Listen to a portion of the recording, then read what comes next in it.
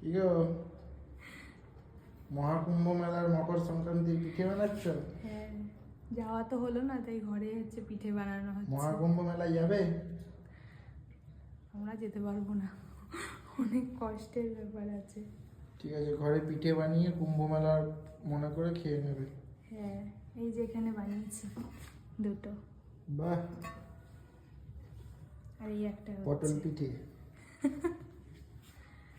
মোটামুটি যেরকম পারি ওরকম করছি।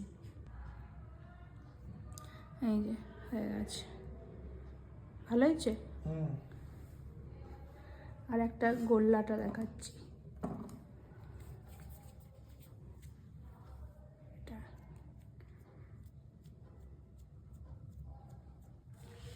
গোল্লা করে এর ভেতরে হচ্ছে এই ছাইটা দেবো।